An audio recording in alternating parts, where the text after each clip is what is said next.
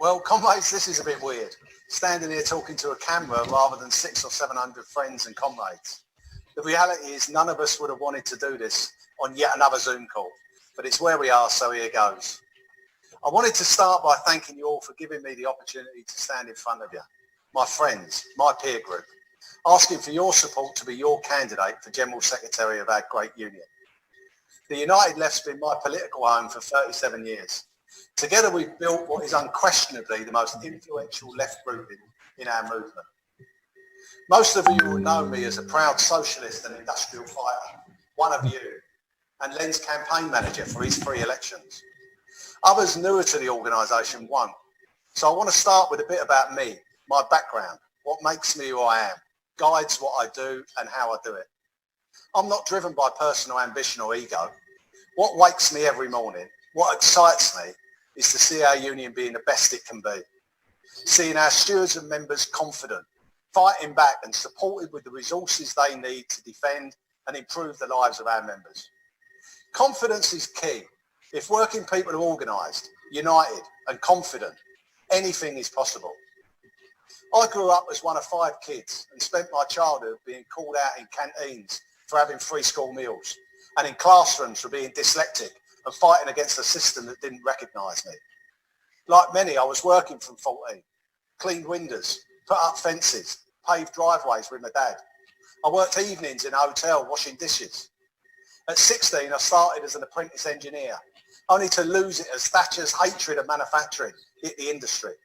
At 19, I joined my brother as a bus conductor with London Transport, a decision that changed my life.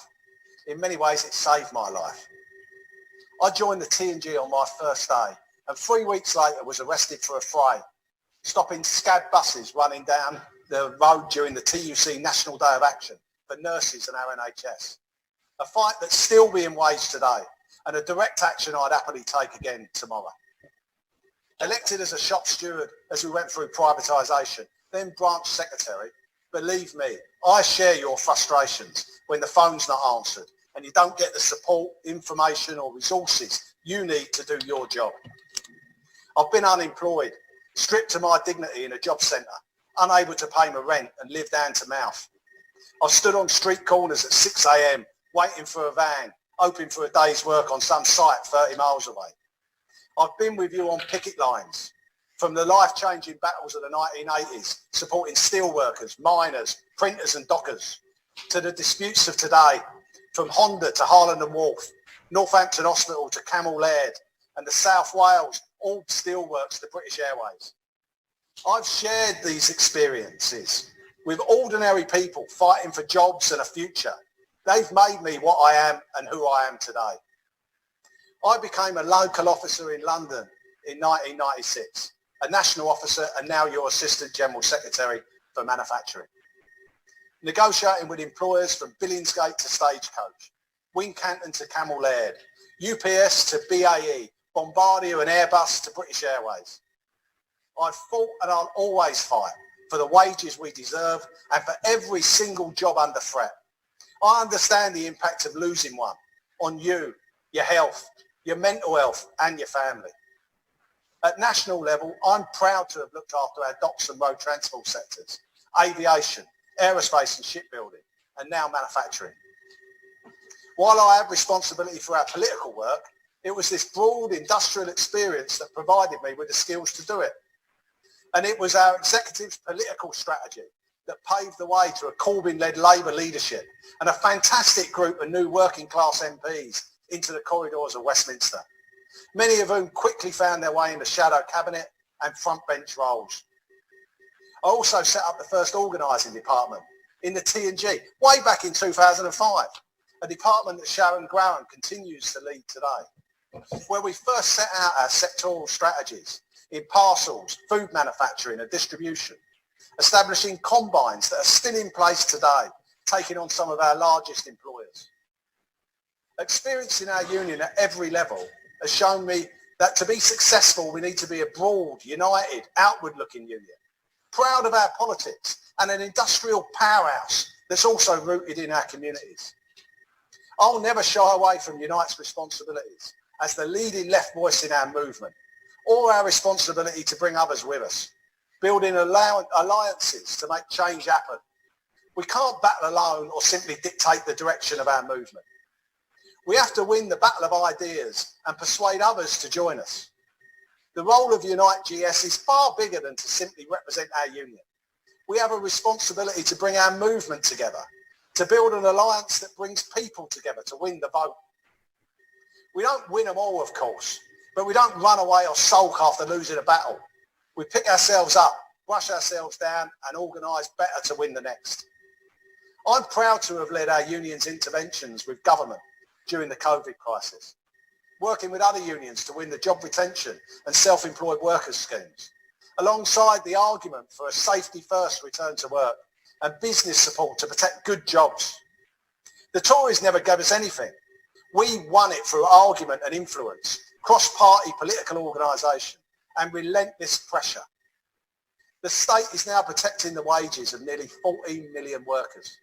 And we're working hard right now to protect millions of jobs at risk as the Tories revert to type and look to walk away from it, as well as to shape the debate over the new, greener, fairer post-COVID economy. Thinking now about what sort of economy we want and how do we see society 30 years on. We have to win this fight. If we don't, we face 4.5 million unemployed by Christmas.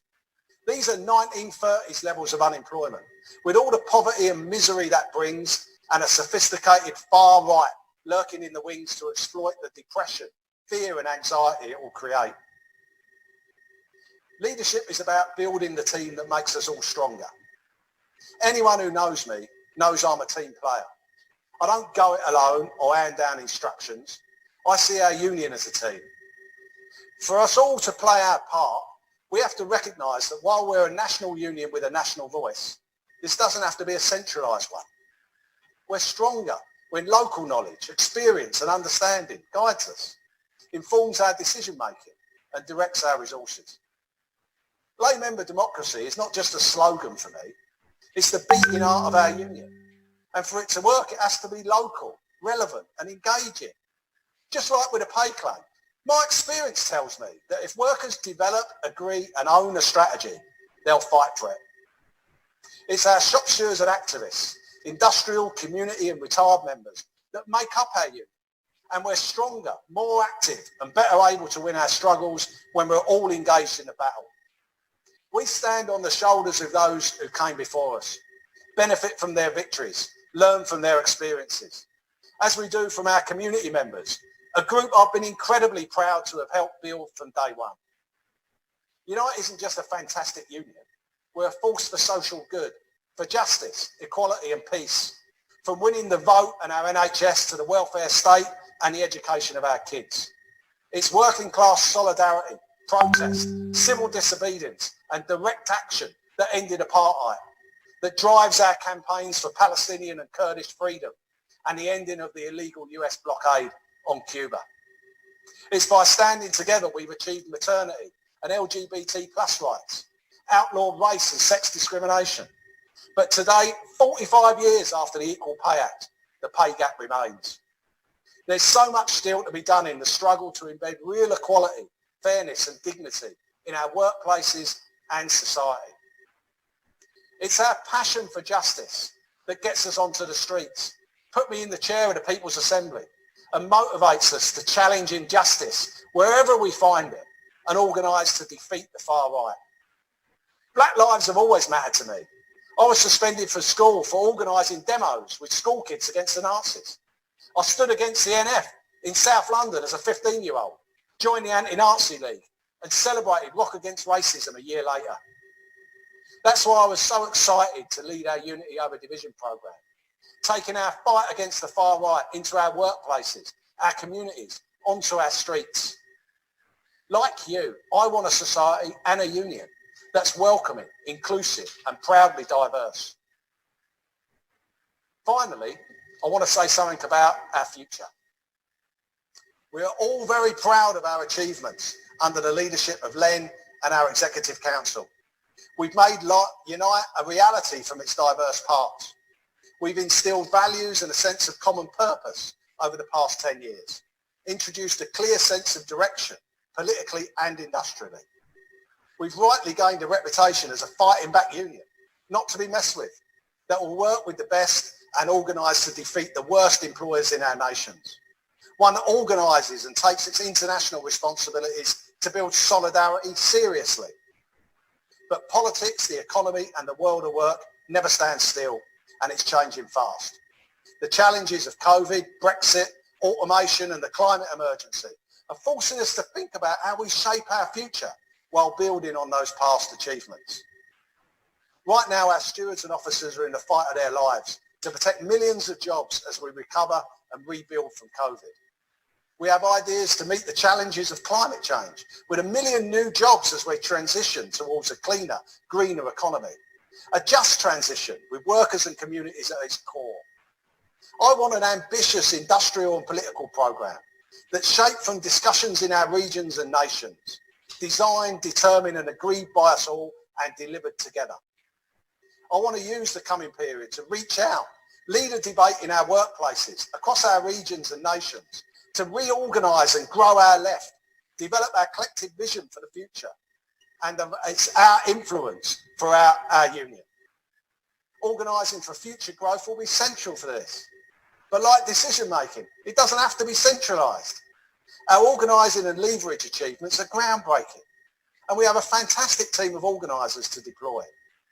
But it's my view that union resources should be managed and controlled directly by our regions and sectors, supporting our branches, stewards and officers to meet the challenges ahead. We can only grow from the bottom up, and that requires us to pass power, authority and responsibility to our branches, stewards committees and combines. Of course we must maintain our ability to nationally direct our union's resources when we're under attack during times of crisis. Our fantastic work on leverage as part of a strategy when other industrial options are limited must be retained and expanded. The challenges of automation, AI and digital technologies have to be faced head on, and the ideas supporting the shorter working week without loss of pay developed into concrete plans, campaigns and actions as a counter to the growing job displacement. Ensuring our union is relevant and a powerful voice to workers in growing areas of the economy, hospitality and leisure, care, the creative industries, digital and IT, the platform economy, and all those forced into precarious work. We will develop a clear industrial strategy for the whole economy, shaping the debate across the UK and Ireland on issues from public ownership and climate change to procurement, skills, industrial democracy and new collective trade union rights. Levelling up our regions, bringing nations closer together and enhancing the role and power of local and national governments to deliver change. We can't win the changes we need on our own. The Labour Party is our party, and it's been mine since I first joined in the 1980s. Politics is at the centre of our strategy to win for working people. And I'm a proud socialist, but I recognise our party is a broad church. It's our responsibility to win the battle of ideas, organise more effectively, and consolidating our position in our party. Not to wage an internal war of attrition, having lost the battle in that war, or to look inwards on ourselves in the middle of a crisis when our guns must be focused on the real class enemy. Rooting our politics in our movement is an ongoing challenge. We've had successes, but it's never a done job. We're proud of our manifestos we shaped in 2017 and 19, but also of our victory in shifting the centre ground left, exposing the failures of ideological austerity and ensuring our party became not just the largest in Europe, but a proud anti-austerity party. This body can take a huge credit for that. Comrades, I'm running out of time, so it remains to say that I stand ready to lead our union, our movement. I want to turn our opportunities into concrete realities, to inspire and give confidence to our movement. And to do that, I ask for your vote today, so that we can begin that journey. Solidarity, and thanks for listening.